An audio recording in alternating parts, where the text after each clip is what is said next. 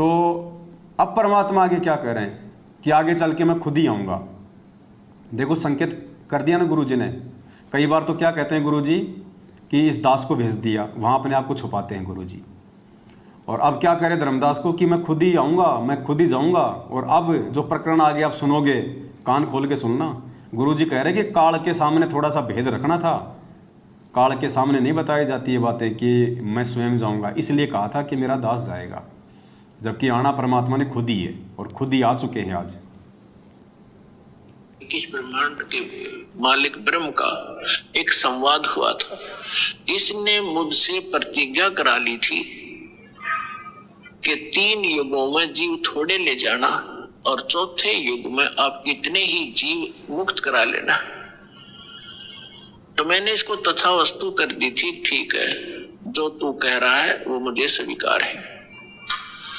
तो फिर क्या बताया परमात्मा ने कहा कि फिर मैंने उससे कहा था कि जब चौथा युग, जब कलयुग आई तब हम अपना अंश पठाई। जब चौथा युग कलयुग शुरू होगा, कलयुग आवेगा, उस कलयुग की जो बिजली पीढ़ी होगी, बिजली पीढ़ी का समय बताया है परमात्मा ने कि कब ये भक्ति स्टार्ट होगी। बिजली पीढ़ी कहां से स्टार्ट होगी? जब कलयुग बीते 5500 पाचा, तब ये वचन मेरा होगा साचा। तो कलयुग जो है 1900, जो 5505 कलयुग कब बीता है? सन 1997 से। और 1997 में इस दास को परमेश्वर कबीर जी प्राप्त मिले थे। उन्होंने कहा था कि अब ये सार नाम और सतनाम बेटा सार्वजनिक कर देना, मैं तेरे साथ रहूंगा, छुपा रहे हैं अपने आप विश्व हमारे साथ होगा, सबका कल्याण करेंगे।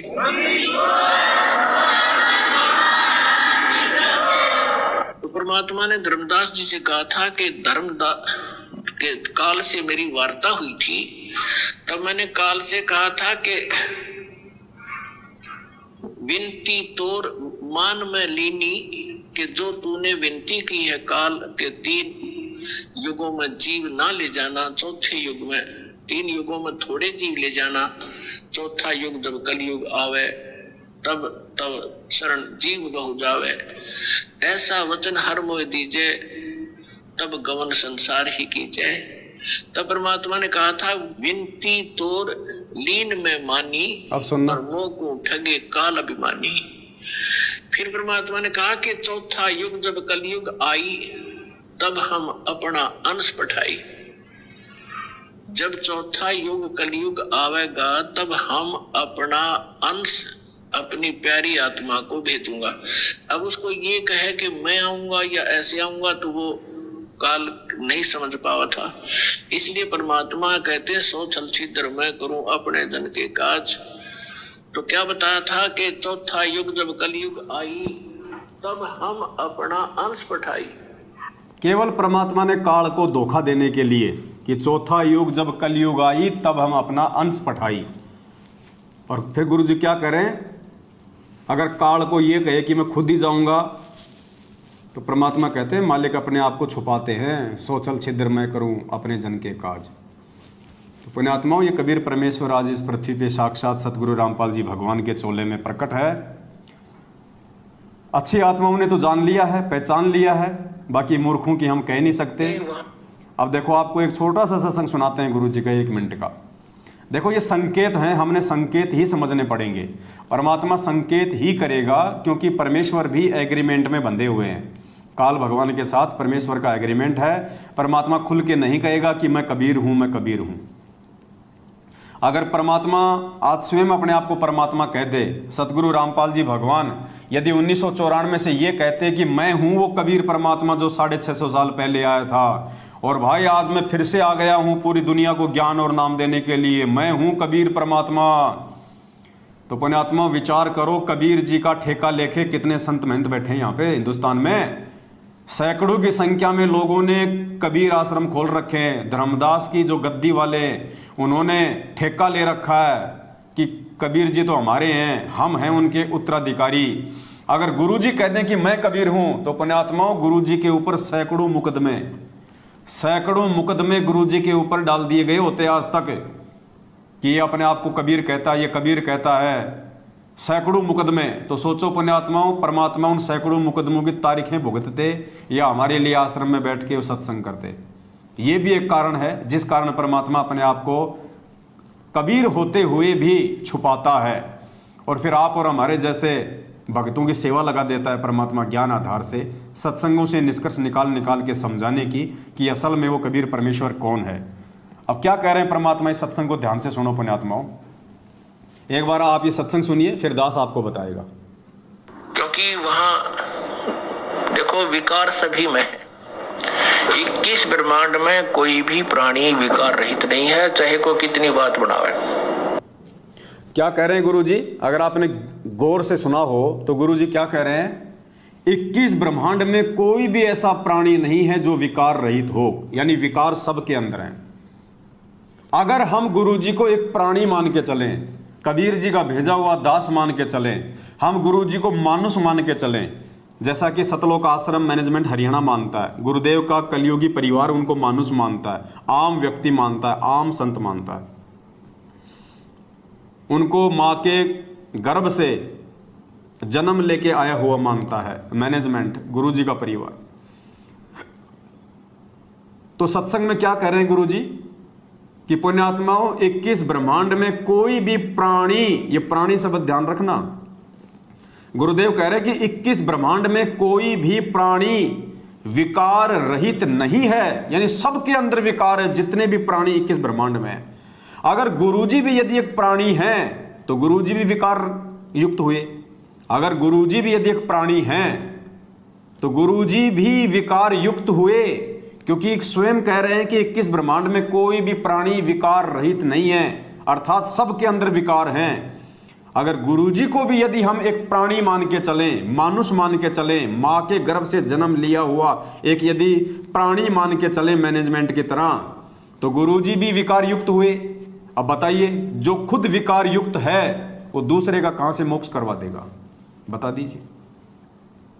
इसलिए ये परमेश्वर अपने आप को छुपाता है, अपने आप को हमारी श्रेणी में रख के कहता है, अपने आप को काल भगवान से छुपाते हुए और अपने आप को आप और हमारी श्रेणी में शामिल करते हुए, जीव संज्ञा में शामिल करते हुए, ताकि हम परमेश्वर की पहचान ज्ञान से करें, उनके उन शब्दों से पहचान ना करें जो गुरुजी कहते हैं कि हम तो 2 कोटि के जीव हैं, हम सब 650 साल पहले फैल हो गए थे, हम सारे के सारे परमात्मा के दोषी हैं। परमात्मा हमें समझाने के लिए हमारे जैसे बन के परमात्मा सत्संग करते हैं और हम उनको अपने जैसा ही समझ लेते हैं मूर्खता के चलते। तो इस सत्संग के अनुसार जिसमें परमेश्वर कह रहे हैं, जिसको आप ध्यान से सुनिए एक बार दोबारा, क्योंकि वहां देखो विकार सभी में है। 21 ब्रह्मांड में कोई भी प्राणी विकार रहित नहीं है, चाहे कोई कितनी बात बनावे। गुरुजी भी अगर एक प्राणी हैं तो गुरुजी भी विकार युक्त हो गए।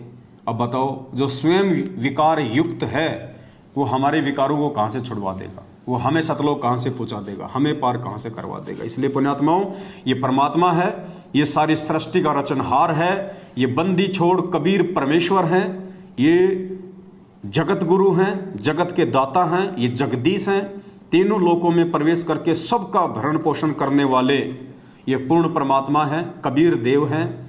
और इस बात को केवल वही आत्मा जान पाएंगी, पहचान पाएंगी जो इस परमेश्वर के वर्तमान में असली मोक्ष के अधिकारी होंगे, बाकी नहीं जान पाएंगे। परमात्मा भीड़ के लिए नहीं आता, परमात्मा यहाँ पे कबाड़ को इकट्ठा करने नहीं आता। परमात्मा कहते हैं, गोता मारूं स्वर्ग में, जा बैठूं पाताल, गरीबदास ढूंढता फिरूं अपने हीरे मोती लाल। तो पुण्यात्माओं, ये जो समय है वर्तमान में जो परमात्मा ने आप और हमें दिया है, बहुत अनमोल समय है। इस समय का कोई वार एंड पार नहीं है। और जो व्यक्ति इस समय को चूक गया, इस समय को चूकने का मतलब अपने गुरुजी को मानुष मान के, जो अपने गुरुजी को अपने जैसा मानुष मान के, जो गरीबदास जी भी कहते हैं कि गुरु को मानुष जो गिने और चरणामृत को पान, ते नर नरक में जाएंगे, जन्म जन्म बने समान। कुत्ते बनेंगे वो कुत्ते बनेंगे जो अपने गुरुजी को मानुष मानते हैं अपने जैसा, और उनके चरणों का चरणामृत भी पीते हैं। कहते हैं ऐसे भगत नाम लेने के बाद भी वो कुत्ते बनेंगे। गुरु को मानुष जो गिने और करे चरना अमृत को पान, ते नर नरक में जाएंगे युग युग बने समान।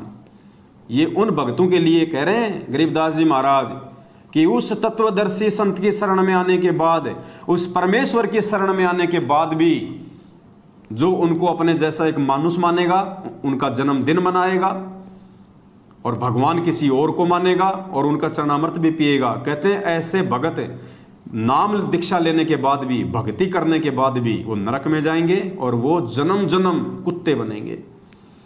तो पुण्यात्माओं, ये 90% जो संगत है वर्तमान में, देखो आगे अगर वो सुधर जाए तो बहुत अच्छी बात है, भविष्य का मुझे नहीं पता, लेकिन वर्तमान जो स्थिति है, सतलोक आश्रम मैनेजमेंट हरियाणा के पीछे जितने भी लोग लगे हुए हैं वो सब के सब लोग गुरुजी को मानुष मानते हैं। क्योंकि उन जिन जिन लोगों ने 14 जून 2022 को कागज की फोटो का प्रकट दिवस मनाया है, उस दाढ़ी मूंछ वाली नकली फोटो को कबीर भगवान मान के जिन जिन लोगों ने उसका प्रकट दिवस मनाया है, वो सारे के सारे लोग अपने गुरुजी को मानुष मान रहे हैं। वर्तमान समय तक तो वो सभी लोग नरक की तैयारी कर रहे हैं, पर मरने के बाद में वो कुत्ते की योनि ग्रहण करने की वो तैयारी कर रहे हैं। ये परमात्मा की वाणी कह रही है, मैं नहीं कह रहा। यदि वो अपने गुरुजी को मानुष ना मानते, अपने गुरुजी को ही परमात्मा मानते, तो पुण्यात्माओं परमात्मा तो जेल में बैठे हैं। फिर इन फर्जी आश्रमों में किसका प्रकट दिवस मनाने गए थे भाई साहब, किसका? वो देशराज जैसे मूतनाथ लोगों के पीछे लग के किसका प्रकट दिवस मनाने गए थे? संजीव हुड्डा स्टेट कोऑर्डिनेटर उत्तर प्रदेश, भक्तों को रंडी के बीज की गालियां देने वाले लोगों के पीछे चल के शामली आश्रम में, धुरी आश्रम में, मुंडका आश्रम में, सिंहपुरा आश्रम में, भिवानी आश्रम में, जींद आश्रम में, बैतूल आश्रम में, इंदौर आश्रम में, सोजत आश्रम में, जितने भी ये पत्थर के खंडर खड़े कर रखे हैं फर्जी आश्रम, कौन से बाप का प्रकट दिवस मनाने गए थे? तुम्हारे भी 2-2 बाप हैं क्या? अरे भक्तों, 2-2 बाप बना लिए तुमने हैं? 8 सितंबर को तो सतगुरु रामपाल जी को बाप बना लेते हो, जून के महीने में उस कागज की फोटो को अपना बाप बना लेते हो। बताओ ये व्यभिचारणी भक्ति क्यों कर रहे हो भाई? अरे आत्मा एक है, उसका परमात्मा भी एक ही है। आत्मा एक है, उसका परमात्मा भी एक ही है। एक आत्मा के 2 पति नहीं हो सकते, और जिस आत्मा के 2 पति होंगे वो व्यभिचारणी होती है, वैश्या कहते हैं उसको, वैश्या वैश्या। तो अभी तक तो आप जितने भी लोग हो जिन्होंने 14 जून को कागज की फोटो का प्रकट दिवस भले आश्रमों में मनाया हो या अपने अपने घरों पे मनाया हो, फिलहाल आप सभी लोग व्यभिचारणी भक्ति कर रहे हैं गीता जी के अनुसार। आप एक परमात्मा को अभी जान भी नहीं पाए, पहचान भी नहीं पाए कि एक परमात्मा कौन है। और परमात्मा कहते हैं जब तक आप एक परमेश्वर की पहचान नहीं कर लोगे कि गुरु गोविंद 2 नहीं भाई, जो 2 समझेगा वो 2 जग में जाएगा, वो तो नरक में जाएगा। तो पुण्यात्मा, उस एक परमपिता परमेश्वर की पहचान, उस असली कबीर परमेश्वर की पहचान, उस जिंदा कबीर परमेश्वर की पहचान सत सेवकों ने की है, साध संगति से जुड़े हुए भाई बहनों ने की है कि वो असली जिंदा कबीर वर्तमान में धरती पे सतगुरु रामपाल जी भगवान है। हम और किसी कागज की फोटो का प्रकट दिवस नहीं मनाएंगे हमारे भगवान के रहते सहते धरती पे। हम नकली कागज की दाढ़ी मूंछ वाली फोटो को कबीर भगवान मान के उसका प्रकट दिवस नहीं मनाएंगे। हमारे असली कबीर का असली प्रकट दिवस तो 8 सितंबर को आएगा, 8 सितंबर, क्योंकि हमारे पूज्य गुरुदेव सतगुरु रामपाल जी भगवान कबीर परमेश्वर 8 सितंबर 1951 के दिन धरती पे अतिथि रूप में प्रकट हुए हैं। 8 सितंबर 1951 को प्रकट हुआ असली कबीर इस कलयुग की पिछली पीढ़ी का। तुम तो प्रथम पीढ़ी वाले कबीर का भी नहीं मना रहे, क्योंकि वो जो फोटो तुम्हारे पास में है दाढ़ी मूंछ वाली, वो तो उस कबीर भगवान की उस समय की जिस रूप में वो आए थे 650 साल पहले, वो तो उनकी असली फोटो भी नहीं है। कहाँ थे उस समय कैमरे, कहाँ थे उस समय मोबाइल, किसने उनकी फोटो खींची थी? ये हाथ से बनाई हुई फोटो हैं, आगे चल के लोगों ने इनमें रंग डाल दिए। तुम तो उस 650 साल पहले भगवान जिस रूप में आया था, तुम तो उसकी भी असली फोटो को नहीं मान रहे। नरक में जाने की तैयारी क्यों कर रहे हो मेरे भाई बहनों? अपनी बुद्धि को खोलो, विचार करो, तुम अध्यात्म में कहाँ खड़े हो। संत रामपाल जी भगवान से तत्व ज्ञान लेने के बाद, ऐसे परम पुरुष की शरण में आने के बाद भी तुम कहाँ धक्के खा रहे हो, कहाँ भटक रहे हो? परमात्मा कहते ना, तू फिर 84 जाई रे संतो